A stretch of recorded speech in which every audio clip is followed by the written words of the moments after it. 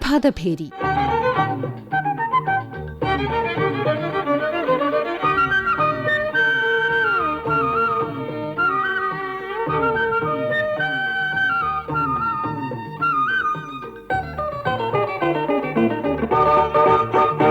മുക്കാൽ കിലോമീറ്ററോളം വീതിയിൽ വിടർന്നു നിൽക്കുന്നൊരു പൂന്തോട്ടം സങ്കല്പിച്ചു നോക്കാനാകുമോ?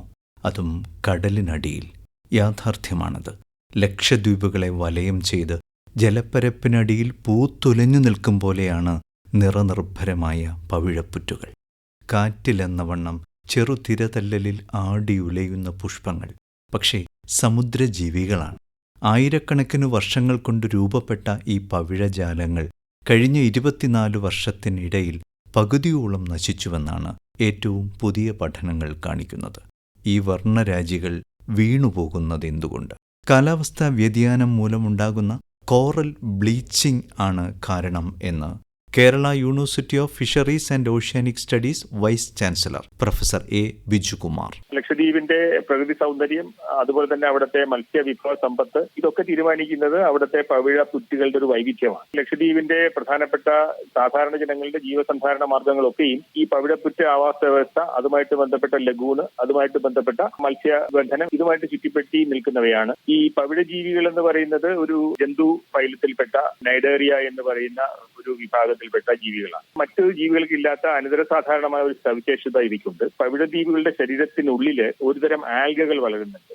അവ പ്രകാശ സംശ്ലേഷണം വഴി ഈ ജീവിക്ക് വളരാനുള്ള പോഷകങ്ങൾ പ്രദാനം ചെയ്യുന്നു. ജീവി തിരിച്ച് അവയ്ക്ക് വേണ്ടുന്ന ജീവിക്കാനുള്ള സ്ഥലങ്ങളും സാഹചര്യങ്ങളും ഒരുക്കി കൊടുക്കുന്നു എന്നുള്ളതാണ്. അപ്പൊ അങ്ങനെയുള്ള സഹവർത്തിത്വം പവിഴജീവികളും അതിൽ വളരുന്ന ആൽഗകളും തമ്മിലുണ്ട്. അതുകൊണ്ടാണ് പവിഴ ജീവികൾ ഇത്രയധികം നിറമുള്ളവയായിരിക്കുന്നത് എന്നുള്ളതാണ്. അപ്പൊ ഇപ്പോൾ വരുന്ന ഒരു പ്രധാനപ്പെട്ട ഒരു പ്രശ്നം, കാലാവസ്ഥാ മാറ്റം വളരെ പ്രകടമായതോടുകൂടി പുതിയ ഒരു ശാസ്ത്ര പഠനം കാണിക്കുന്നത് 1998 അവസ്ഥയുമായിട്ട് താരതമ്യം ചെയ്താൽ അവിടെയുള്ള പവിഴ ജീവികളുടെ എണ്ണത്തിൽ ഏതാണ്ട് 50% കുറവുണ്ടായിരിക്കുന്നു എന്നുള്ളതാണ്. അതിന് പല കാരണങ്ങളുണ്ട്. അതിലൊരു പ്രധാനപ്പെട്ട കാരണം എന്ന് പറയുന്നത് എൽനിനോ എന്ന് പറയുന്ന ഒരു പ്രതിഭാസവും കാലാവസ്ഥാ മാറ്റവും കൂടി ചേർന്ന് സൃഷ്ടിക്കുന്ന ഹീറ്റ് വേവ്സ് ആണ്. ഇത്തരത്തിലുള്ള താപ വികിരണങ്ങൾ സമുദ്രത്തിന്റെ ഉപരിതല ഊഷ്മാവിനെ കാര്യമായിട്ട് സ്വാധീനിക്കുന്നു. ഏറ്റവും അധികം ബാധിക്കുന്നത് പവിഴജീവികളെയാണ്. അവയ്ക്ക് ഉള്ളിലുള്ള ആൽഗകൾ അവയെ വിട്ടുപോകും. അവയെ വിട്ടുപോകുമ്പോൾ സ്വാഭാവികമായിട്ടും വളരെ നിറമുള്ള പവിഴജീവികളൊക്കെ നിറമില്ലാത്തവയായി മാറുന്നു, വെളുത്തുപോകും. ഈ പ്രതിഭാസത്തിനെയാണ് കോറൽ ബ്ലീച്ചിങ് എന്ന് പറയുന്നത്. താപനില തിരിച്ചു വന്നാൽ, കുറഞ്ഞു വന്നാൽ പലപ്പോഴും ആൽഗകൾ തിരിച്ച്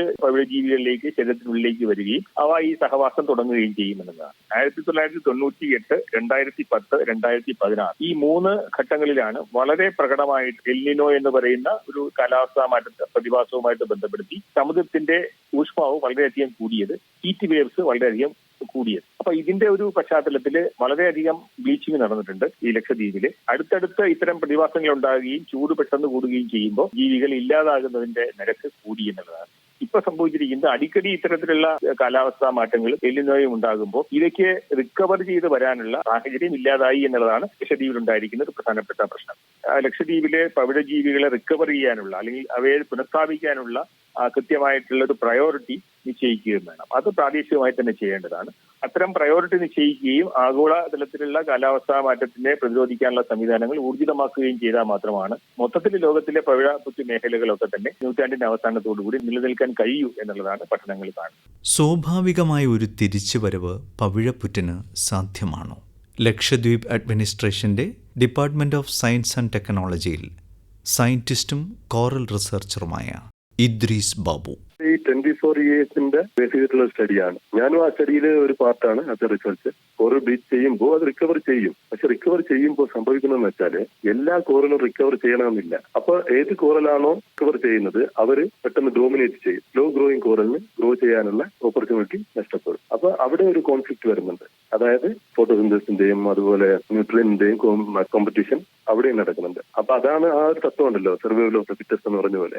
അപ്പൊ അങ്ങനെ വരുമ്പോൾ ഡിഫറെന്റ് ഡെപ്തിനെ ബേസ് ചെയ്തിട്ടായിരിക്കും ഇതിന്റെ റിക്രൂട്ട്മെന്റും ഇതിന്റെ ഗ്രോത്തും നടന്നുകൊണ്ടിരിക്കും. അറ്റ് പ്രസന്റ് നമുക്ക് ഒരുപാട് ടൂൾസ് ഉണ്ട്. For example restoration, relocation. ഈ ടൂൾസും കൂടുതലായിട്ട് യൂസ് ചെയ്യുകയാണെങ്കിൽ നമുക്ക് കോറൽ റീഫ് നാച്ചുറൽ റിക്കവറിയെ ആക്സിലറേറ്റ് ചെയ്യാനും കൂടി നമുക്ക് പറ്റും. 1998 സമുദ്രതാപനം മൂലം ശ്മശാനഭൂമി പോലെയായി ലക്ഷദ്വീപിലെ കോറൽ റീഫ്.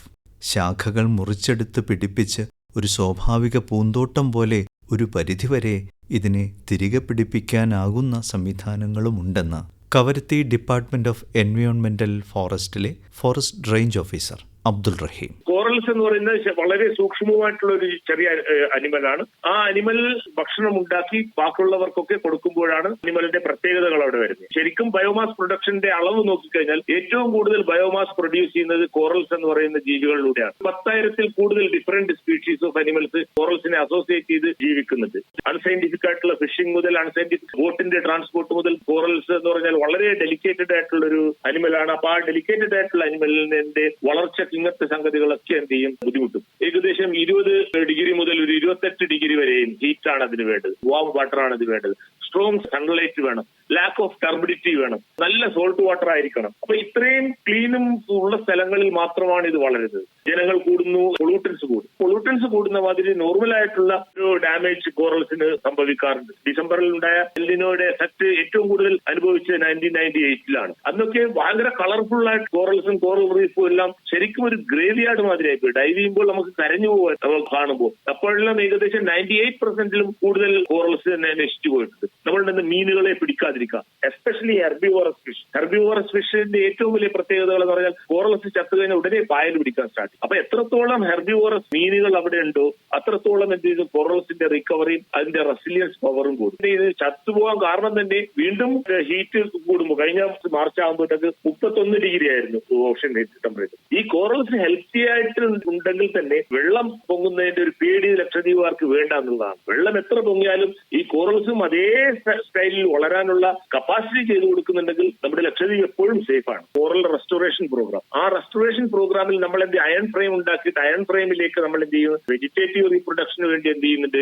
കോറൽസിന്റെ പീസുകളെ നമ്മൾ കട്ട് ചെയ്ത് കൊണ്ടുവന്ന് അതിൽ പിടിപ്പിക്കുന്നുണ്ട്. അങ്ങനെ പിടിപ്പിക്കുമ്പോൾ കോറൽസ് വളരെ നല്ല രീതിയിൽ വളരാൻ പറ്റുന്നുണ്ട്. ഒരു 2 വർഷം കൊണ്ട് ഒരു വലിയ ഗാർഡൻ തന്നെ ആകാം. വളർച്ച എത്തിക്കഴിഞ്ഞാൽ അതിനെ റീഫിലേക്ക് നമുക്ക് കൊണ്ടുപോയി വെക്കാം. വിനോദസഞ്ചാരത്തിന് കോറൽ ബ്ലീച്ചിംഗ് വലിയൊരു ഭീഷണിയാണെന്ന് ലക്ഷദ്വീപിലെ tourism officer Ikram Qureshi. Exploit ചെയ്യാത്ത തരത്തിലുള്ള കോറൽസും വെറൈറ്റി ഓഫ് കോറൽസും കളേഴ്സ് ഓഫ് കോറൽസും ആണ് ഇവിടെ കണ്ടുവരുന്നത്. അപ്പൊ ഈ കോറൽ ബ്ലീച്ചിങ് പോലത്തെ സംഭവങ്ങൾ നടക്കുന്നത് അതിന്റെ ഡീക്കേജിന് കാരണമാവുന്നതുകൊണ്ട് തന്നെ ആ മെയിൻ അട്രാക്ഷൻ ആണ് ഞങ്ങൾക്ക് നഷ്ടപ്പെട്ടുകൊണ്ടിരിക്കുന്നത്. ഞങ്ങളുടെ മെയിൻ അട്രാക്ഷൻ ആണ് കടലും മുതൽ പുഴപ്പുറ്റുകളും. അപ്പൊ അതിന്റെ ഭംഗി നഷ്ടപ്പെടുന്നതനുസരിച്ച് അതിന്റെ ടൂറിസ്റ്റിനുള്ള അട്രാക്ഷൻസ് ഓട്ടോമാറ്റിക്കായിട്ട് കുറയും. അങ്ങനെ ഒരു നെഗറ്റീവ് ഇമ്പാക്ട് ടൂറിസത്തെ പല രീതിയിലും ബാധിക്കുന്നതുമാണ്. കോറൽസ് നശിച്ചാൽ ദ്വീപുകളും ഇല്ലാതായേക്കാം. അവയാണ് ദ്വീപുകളെ ഉയർത്തിക്കൊണ്ടുവന്നത്.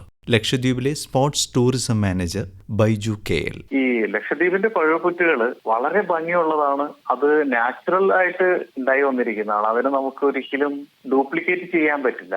ആ ബ്യൂട്ടി കാണാൻ വേണ്ടിയാണ് ലോകത്തിന്റെ എല്ലാ ഭാഗത്തു നിന്നുള്ള ആളുകൾ ഇങ്ങോട്ട് എത്തുന്നത്. കോറൽസ് എന്നുള്ളത് ജീവനുള്ള ഒരു വസ്തുവാണ്. നമുക്കത് ഒരു കല്ല് പോലെ തോന്നുമെങ്കിലും അതിന് ജീവനുണ്ട്, അത് വളർന്നുകൊണ്ടിരിക്കുന്നുണ്ട്. ഈ വളരുന്ന കോറൽസിലാണ് ഈ ഐലൻഡ്സ് എല്ലാം ബിൽറ്റ് ചെയ്തിരിക്കുന്നത്. ഈ കോറൽസ് നശിച്ചാൽ ഈ ഐലൻഡ് നശിക്കും. ഇപ്പോഴത്തെ ഒരു ഗ്രോത്ത് റേറ്റ് ഏകദേശം 100 വർഷത്തിൽ 1 മീറ്റർ പൊന്തി വരുമെന്നാണ് ശാസ്ത്രീയ പഠനങ്ങൾ പറയുന്നത്. അത് കോറൽസ് നശിച്ചാൽ അത് റിവേഴ്സ് ആകും. ആ മോഡ് വളർച്ച കീഴ്പോട്ട് പോകും. അത് 10 വർഷത്തിൽ 1 മീറ്റർ കീഴ്പോട്ട് പോകുമെന്നാണ് പറയുന്നത്. ഇവിടെയുള്ള നാച്ചുറൽ കോറൽസ് ഡെഡ് കോറൽസ് ആയിട്ട് മാറിക്കഴിഞ്ഞാൽ ഈ ദ്വീപ് സമൂഹങ്ങളില്ല.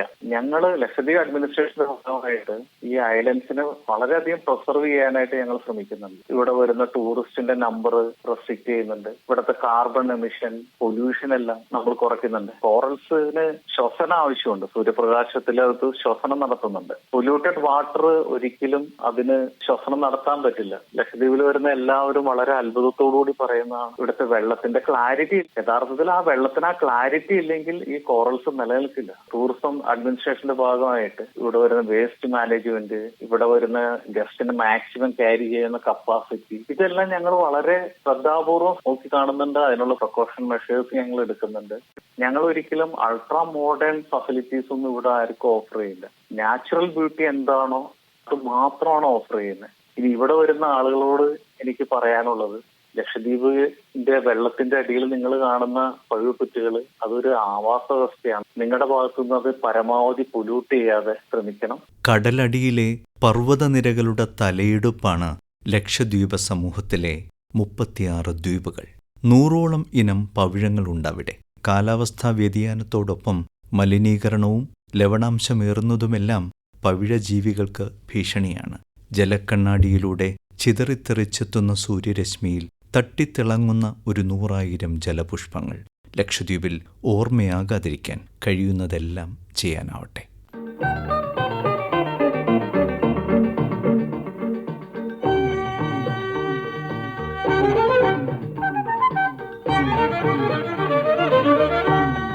പ്രഭാതഭേരി.